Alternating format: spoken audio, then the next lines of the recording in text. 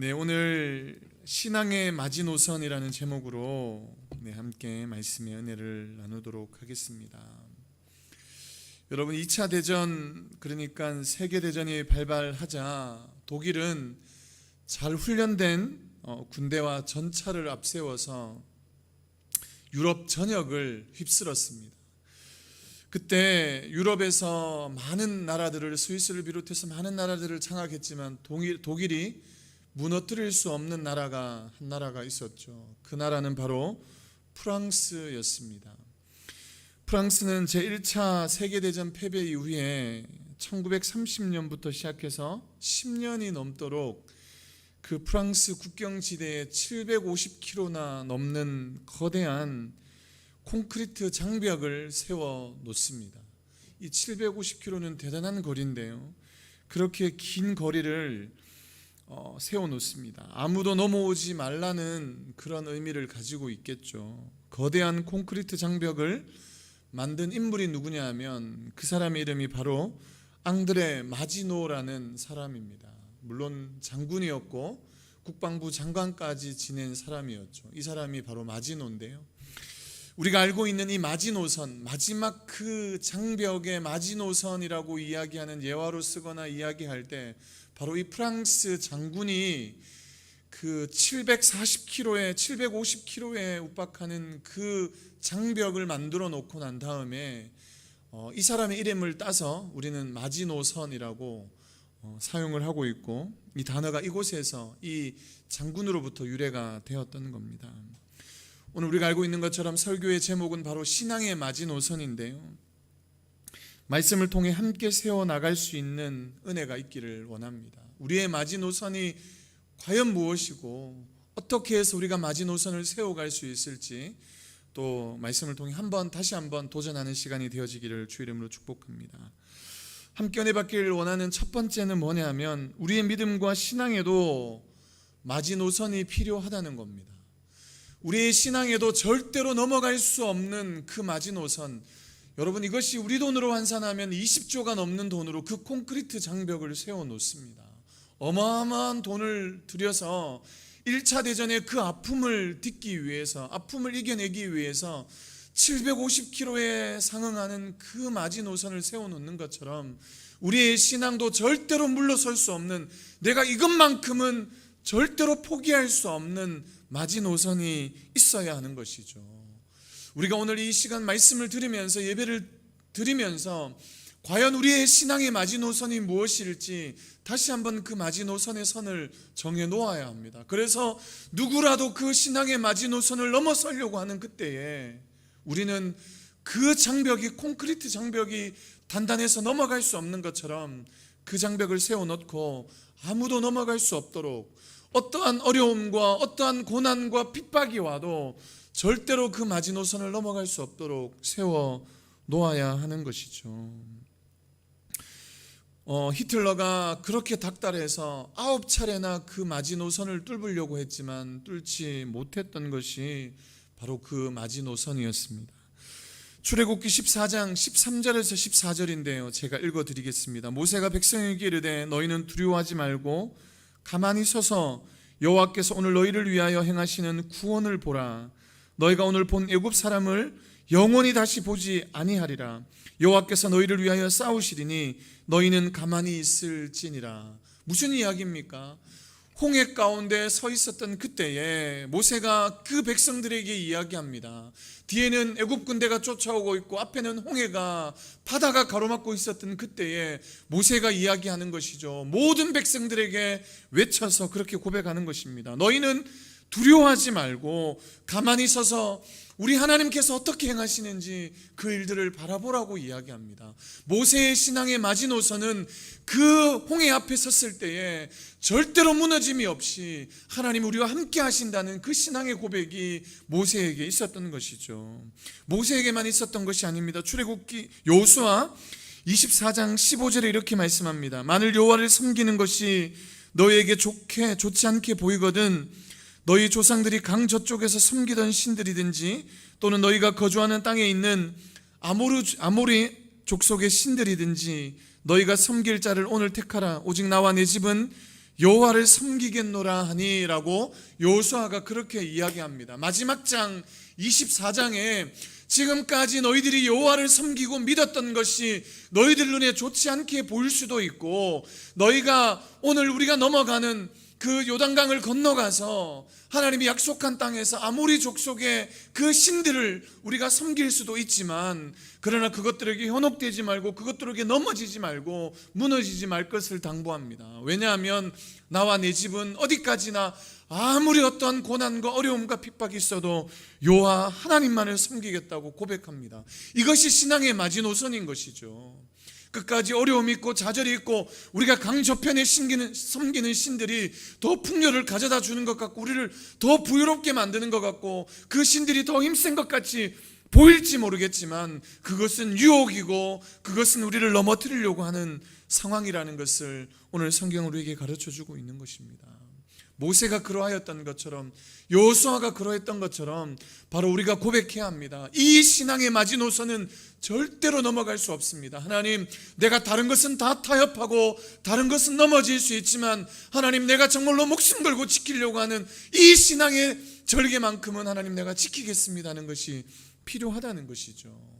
어떤 사람은 주일 성수가 될 수도 있고요, 어떤 사람에게는 술 먹고 담배 피는 문제가 될 수도 있습니다. 어떤 사람에게는 말씀을 지키는 일일 수 있고요, 어떤 사람에게는 복음을 증거하는 일일 수도, 어떤 사람은 찬양하는 일일 수도 있습니다. 과연 신앙의 마지노선이 무엇인지 알 수 없지만 우리가 오늘 이 시간 정말로 하나님, 우리가 신앙 앞에 하나님 앞에 그 마지노선을 지켜내겠습니다 하는 고백이 있기를 주의 이름으로 축복합니다. 모세와 여호수아뿐 아닙니다. 다니엘과 세 친구들이 동일하게 우리에게 보여주고 있는데요, 1장 8절에 다니엘서 1장 8절에 이렇게 말씀합니다. 다니엘은 뜻을 정하여 왕의 진미와 그의 마시는 포도주로 자기를 더럽히지 아니하리라 하고 자기를 더럽히지 않게 하기를 환관장에게 구하니라고 말합니다. 여러분, 다니엘은 뜻을 정합니다. 하나님, 내가 정말로 뜻을 정하고 정말로 나라와 민족 위해서 하나님 앞에 귀하게 쓰임받기를 소망합니다. 그런 마음을 가지고 여러분, 왕이 주는, 그러니까 왕의 진미와 그의 마시는 포도주를 거절하는 것이죠. 우상에게 바쳐진 제물을 먹지 않겠습니다, 거절한 겁니다. 그 당시에 그 바벨론으로 끌려왔던 많은 사람들이 있었지만 그 중에서도 똑똑하고 정말 그렇게 빠릿빠릿한 사람들만 끌고 왔겠지만 어쨌든 그 가운데서도 다니엘은 이야기합니다. 환관장에게 나는 그렇게 하지 않겠습니다. 그의 친구들의 고백도 한번 들어보겠습니다. 3장 16절에서 18절인데요 사드락과 메삭과 아벳느고가 왕에게 대답하여 이르되 느부갓네살이여, 우리가 이 일에 대하여 왕에게 대답할 필요가 없나이다. 만일 그럴 것이면 왕이 우리가 섬기는 우리 하나님이 우리를 극렬히 타는 풀무 가운데서 능히 건져내시겠고 왕의 손에서도 건져내시리이다. 그리 아니하실지라도 왕이여, 우리가 왕의 신들을 섬기지도 아니하고 왕의 세우신 근심상에게도 절하지 아니할 줄을 아옵소서. 그렇게 고백했던 사람이 다니엘이었고 그의 친구들이었습니다. 정말 우리 하나님께서 극렬히 타는 그 풀무불 가운데서 건져내실 것을 내가 믿습니다. 그러나 그렇게 하지 않는다 할지라도 왕이 말하는 당신이 섬기고 있는 그 왕들을, 그 우상들을 내가 절대로 섬길 일도 없고 내가 하나님을 그렇게 배신하지 않는다는 것이죠. 절하지도 않겠다고 그렇게 고백하고 있는 겁니다. 이 믿음의 대가들은, 믿음을 지켰던 수많은 선진들은 우리의 믿음의 이 놀라운 역사를 증거해 준 이 많은 믿음의 선진들이 우리에게 남겨주신 것이 무엇이냐면 바로 죽으면 죽으리라는 그 믿음의 마지노선을 지켰다는 것입니다. 에스라도 마찬가지죠. 에스더도 마찬가지고 정말 수많은 사람들이 그런 믿음으로 남겨놓은 것입니다. 모두가 하나같이 그 마지노선을 정확하게 지켜냈던 것이죠. 이뿐만이 아닙니다. 성경에 기록된 인물뿐만 아니라 우리 한국 가운데 지금 우리가 이렇게 신앙의 자유를 만끽하게 만드는 것에도 많은 일조를 한 신앙의 선배들 역시 마찬가지였던 것이죠. 필사각오로 믿음을 지켜온 분들이 있었기에 우리가 오늘 이렇게 자유롭게 기쁨으로 예배를 드리는 줄로 믿습니다.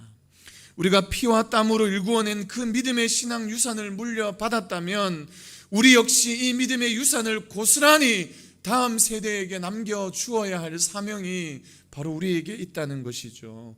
그 신앙의 유산, 그 마지노선을 우리가 물려받았다면 우리가 그 마지노선을 무너뜨리는 것이 아니고 우리 역시 마찬가지로 그 믿음의 신앙의 마지노선을 지켜서 우리의 다음 세대에게, 그 다음 세대에게 물려주어야 한다는 것입니다. 지금까지 쌓아놓은 마지노선이 무너져서는 절대로 안 된다는 것이죠.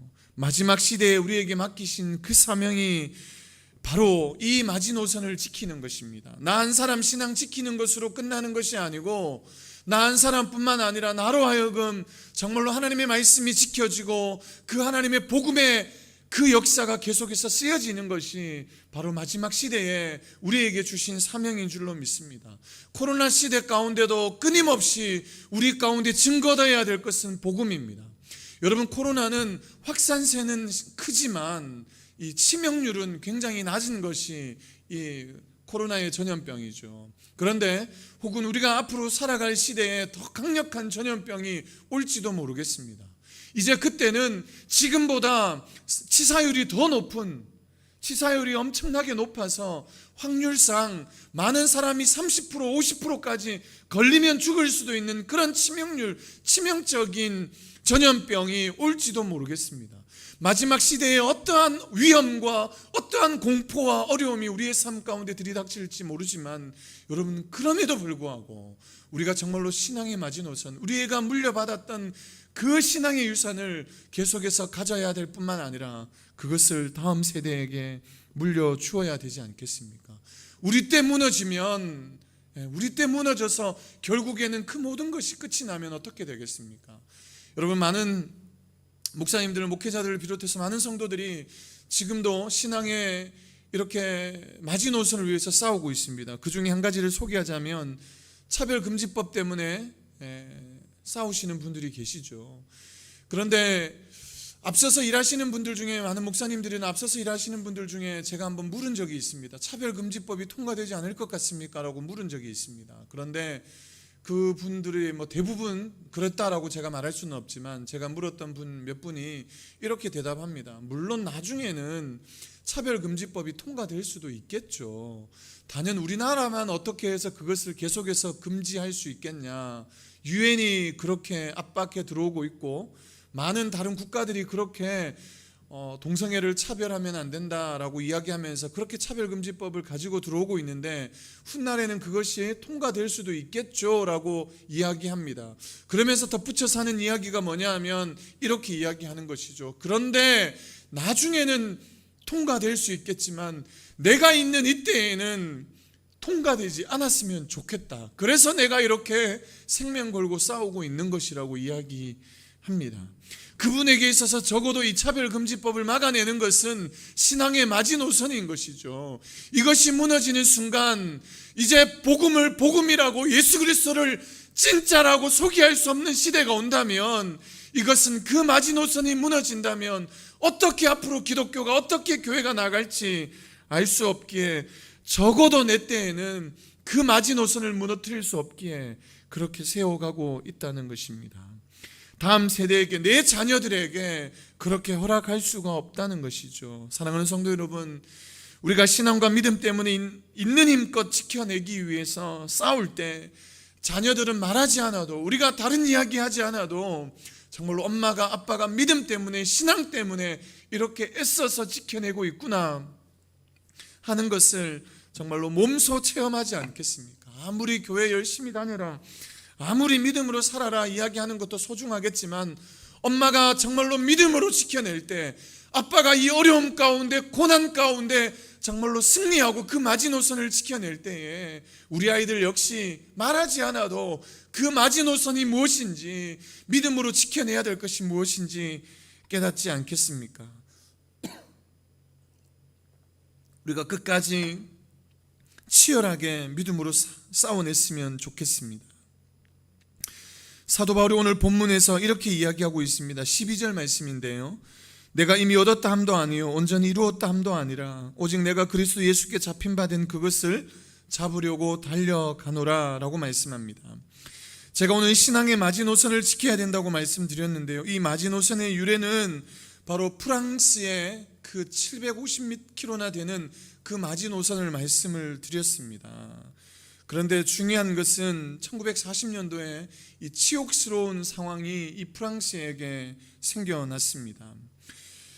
프랑스군 누구도 이 마지노선의 능력을 의심하지 않았습니다. 그래서 독일 히틀러도 9번이나 걸쳐서 계속해서 이 독일 군들을 압박하죠. 그래서 프랑스의 그 마지노선을 뚫어야 된다고 그렇게 이야기했습니다.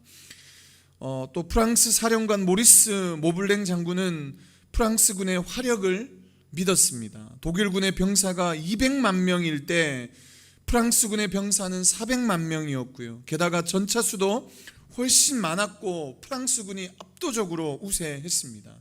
이 말은 무슨 말이냐 하면 절대로 군사력으로도 그리고 마지노선도 있었을 뿐만 아니라 절대로 독일군이 이 프랑스를 넘어올 수 없을 것이라고 생각했던 것이죠. 그런데 이때 프랑스군 장교 드골 대령은 벨기에와 프랑스 접경지대에 있는 한 지역을 바라보았습니다. 아무 관심이 없는 지역이었습니다. 실제로 나무가 빽빽하고 늪지가 많아서 탱크가 지나올 만한 자리도 아니었습니다. 바로 아르덴 숲의 늪지대였는데요. 드골 대령은 이렇게 경고합니다. 조심하십시오. 그 지역으로 탱크가 혹시나 들이닥칠 수도 있습니다 라고 얘기했습니다. 그런데 아무도 그 드골 대령의 그 충고에 귀담아 듣지 않았던 것이죠.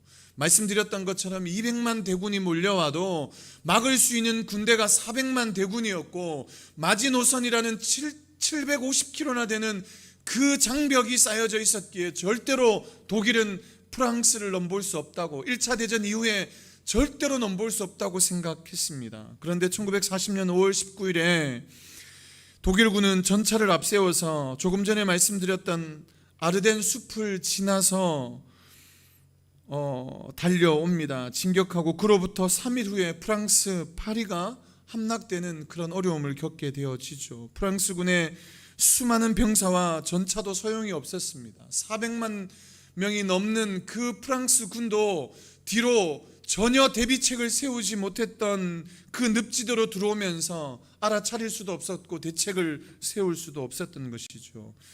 역시나 1차 대전 이후에 아무리 마지노선을 세워놓고 경계책을, 대비책을 세워놓았다 해도 한순간에 그 안일한 마음으로, 한순간에 그 생각으로 모든 것이 물거품되고 말았던 것이죠. 우리가 기억해야 되는 것은 우리가 신앙의 마지노선을 세워놓는 것 분명히 필요합니다. 그것마저도 없으면 우리는 넘어질 수밖에, 쓰러질 수밖에 없습니다. 그런데 우리가 신앙의 마지노선을 세워놓았다고, 작정하였다고, 마음에 결단하였다고 끝이 나냐? 그렇지 않은 것이죠. 마음에 아무리 결단하고 믿음으로 살겠습니다 고백해도 또다시 무너질 수밖에 없는 것이 우리의 인생이지 않겠습니까? 우리가 100번, 200번, 300번 계속해서 마음으로 결단하고 믿음으로 살겠습니다, 내가 죄짓지 않고 살겠습니다, 정말 하나님 말씀으로 살겠습니다 고백하지만 여전히 우리의 삶 가운데, 인생 가운데 경험한 것이 무엇입니까? 제약 가운데, 유혹 가운데 좌절하고 넘어졌던 그런 경험이 저에게만 있습니까? 그렇지 않습니다. 우리 성도들에게도 있을지 모르겠습니다. 오늘 그런 관점에서 바울은 이야기해주고 있는 것이죠. 오늘 잠언에도 우리가 잘 아는 것처럼 무릇 지킬 만한 것 중에 생명의 근원이 거기에서 나기 때문에 생명을 지켜야 하는 것은 바로 마음을 지키는 것이라고 이야기하는데요. 우리가 정말 이 마음을 지켜내고 위기의 순간을 지켜내는 것은 정말 마지노선을 세워놓는 것뿐만 아니라 그 마지노선을 세워놓고 우리가 선줄로 여기지 아니하고 넘어질까 걱정하고 두려워하고 다시금 여호와 앞에 매달리는 인생이 하나님이 찾으시고 하나님의 일을 온전히 드러낼 수 있는 믿음의 소유자일 줄로 믿습니다. 우리가 아무리 든든한 그렇게 마지노선을, 아무리 성벽을 쌓아 놓았다 할지라도 우리의 마음에 언제라도 쳐들어올 수 있는, 언제라도 공격당할 수 있는, 언제라도 우리의 믿음에, 우리의 신앙에 도전될 수 있는, 사단이 언제라도 치고 들어올 수 있는 상황 가운데 대비책을 세워놓지 않으면 안 된다는 것이죠. 나 믿음 이 정도면 괜찮아, 내가 지금 그래도 내가 기도를 얼만큼 하는데, 내가 말씀을 얼만큼 보는데, 내가 그래도 주의를 안 빠지고 이렇게 신앙생활 열심히 하는데 어떻게 사단이 나를 넘어뜨릴 수 있겠어? 그러는 순간, 그때가 가장 위험한 순간이고 그때가 가장 어려운 순간이 될 수 있습니다. 여러분, 우리가 잘 알고 있는 것처럼 boiling the frog, 그러니까 그 개구리가 삼키는 상황을 잘 알지 않겠습니까? 뜨거운 물에 개구리를 그냥 집어넣으면 당장이라도 그 솥을 띄어나가지만 반대로 차가운 물에 그 개구리를 집어넣으면, 온전 따뜻한 물에 집어넣으면 그냥 그 솥단지에 머물러 있는 것 아니겠습니까? 1도씩 실험자가 계속해서 온도를 올렸을 때 결국은 그 뜨거워지는 그 상황 가운데 그 개구리는 알지 못하고 삼겨지는 것처럼 우리의 인생도 마찬가지입니다. 조금씩 안일하게 생각하는 것, 우리가 괜찮다고 생각하고 이 정도는 괜찮다고 생각하고 마지노선을 넘어가는 순간, 우리가 안일하게 생각하는 순간, 아니 내 신앙은 내 믿으면 괜찮아, 코로나니까 괜찮아, 다 그러니까 괜찮아, 저 사람도 그렇게 생각하고 있고 저 사람도 그렇게 믿음 지키고 있으니까 괜찮아 라고 하고 있는 순간 우리의 믿음이, 우리의 신앙이 정말로 그 솥단지에 삼킬 수밖에 없는 것처럼 그렇게 무너질 수 있다는 것을 기억해야 한다는 것입니다. 우리가 정신 바짝 차리지 않으면 이 코로나 시기에, 이 어려운 순간에, 힘든 순간일수록 더 말씀을 가까이 하고 내가 하나님 앞에 더 무릎 꿇고 기도하지 않는다면 이 위기의 순간에, 어려운 순간에 언제라도 힘 한번 써보지 못하고 그렇게 어려움을 당할 수 있다는 것입니다. 그래서 바울은 13절에 이렇게 이야기하죠. 형제들아, 나는 아직 잡은 줄로 여기지 아니하고 오직 한 일, 즉 뒤에 있는 것은 잊어버리고 앞에 있는 것을 잡으려고 표대를 향하여 달려간다고 그렇게 고백하는 것 아니겠습니까? 이 정도면 괜찮겠지, 내 신앙은 이렇게 쉽게 무너지지 않아 하는 순간 우리의 신앙이, 우리의 삶이 무너질 수 있는 것입니다. 가정도 마찬가지죠. 우리가 이 정도는 괜찮아, 이 정도면 충분하지 라고 하는 순간 어느 순간 문제가 생길 수 있는 겁니다. 우리가 조금 부족한 것처럼, 우리가 서로에 대한 마음이 서로 조금 부족한 것처럼, 그래 내가 조금 더 관심 가지고, 내가 조금 더 관심 가지고 자녀들에게, 부부에게, 혹은 직장에서, 어디에서, 그래 내가 조금 더, 내가 한 발짝만 더 움직여야지, 내가 조금 더 솔선수범하고 살아야지, 내가 믿음 가운데 더 말씀 바라보며 살아야지, 내가 지금보다 더 기도하며 살아야지, 말씀 의지하면서 살아야지 하는 순간 우리의 신앙이, 우리의 마지노선이 지켜질 수 있는 것입니다. 이 정도면 괜찮아, 이쯤이면 됐어, 아니 나 정도면 뭐 어디 가도 내놔도 부족함이 없어 하는 순간 바로 직격탄을 맞을 수 있는 것입니다. 여러분, 오늘 우리의 신앙의 마지노선이 무엇일지 한번 생각해 봤으면 좋겠습니다. 이것을 율법적으로 막 내가 어떻게 나를 올가매고 싸매고 이렇게 하자는 이야기가 아니고, 정말 우리의 신앙의 마지노선이 모든 사람들의 신앙의 마지노선이 아니라 과연 나의 신앙의 마지노선은 무엇일까? 그렇게 내 신앙의 마지노선, 그 장벽을 든든하게 쳐놓아야 합니다. 쳐놓기 위해서는 우리가 믿음으로 결단하고, 하나님 내가 정말로 이렇게 믿음으로 살겠습니다, 이렇게 고백하고 다시 한번 헌신하고 결단하고 믿음으로서는 그 삶이 먼저 첫 번째 필요할 것이고요. 두 번째는 그렇게 한다 할지라도 우리가 더 주님 앞에 엎드려서, 하나님 내가 이렇게 믿음으로 마지노선을 세워놓지만 언제라도 그 마지노선이 뚫힐 수 있었던 것처럼 오늘도 하나님의 은혜를 간구합니다. 여전히 내가 결단하고 믿음으로 이쯤이면 괜찮아 생각할지 모르지만, 그러나 오늘도 주님이 아니면 그 마지노선은 쉽게 뚫릴 수밖에 없고 우리가 정말로 속수무책으로 당할 수밖에 없다는 사실을 기억하고 표대를 향하여 달려갔던, 내가 잡은 줄로 여기지 않고, 여러분 뒤에 있는 것을 지금까지 내가 했는 것 다 배설물로 여기고, 이건 내가 자랑하지 말고 내가 앞으로 정말 주님을 향하여 더 믿음으로 달려가겠노라고 고백한 이 바울의 고백이 저와 여러분들의 고백이 되어질 수 있기를 주님의 이름으로 축복합니다. 기도하고 말씀 보는 것에 마지노선이 있지 않겠습니까? 자녀들에게도 마찬가지입니다. 믿음으로 사는 가정도 마찬가지고요. 우리가 모든 곳에 마지노선을 세워놓아야 합니다. 군사가 제대로 무장을 하지 않고 나갈 수 없는 것처럼 오늘날 마주하는 치열한 전쟁 가운데 나태함이나 안일함이나 그런 생각들로 무너지지 말고, 신앙의 위험한 순간을 만난다 해도 우리가 깨어만 있는다면, 우리가 정말 하나님 앞에 겸손하게 서 있기만 한다면 정말 그 전쟁의 어려움 가운데 충분히 이겨낼 수 있을 줄로 믿습니다. 우리가 아까 말씀드렸던 그 숲으로 들어올 수 있는 상황을 언제라도 우리가 귀 기울이고, 우리가 언제라도 주님 내가 넘어질 수도 있습니다, 오늘도 넘어질 수 있고 언제라도 내가 넘어질 수 있습니다. 오늘도 주님의 은혜가 필요합니다. 주님 도와달라고 그렇게 간구하고 기대하고 기다릴 때 우리 가운데 어려움이 오고 이것이 시험이구나, 이것이 내 삶 가운데 찾아온 절망이구나, 내가 이것을 뛰어넘어야 하는 그런 시험의 단계구나 생각하면서 우리가 그 시험을 뛰어넘지 않겠습니까? 위기가 와도 이것이 위기인지 이것이 어려움인지 분간도 하지 못하는 신앙인이 아니라 이 어려운 순간과 힘든 상황 가운데 하나님, 내가 마주하고 내가 맞닥뜨리는 그 상황이 정말 하나님 내가 이겨내고 승리해야 될 상황입니다, 그렇게 고백하며 늘 깨어서 살아갈 수 있는 우리 도학장교회 모든 성도님들, 그리고 함께 예배드리는 우리 모두가 되어지기를 주의 이름으로 축복합니다. 어려운 순간, 어려운 상황 가운데 정말 말씀 가운데 승리할 수 있는 우리 모두가 되어지기를 축복합니다. 기도하겠습니다.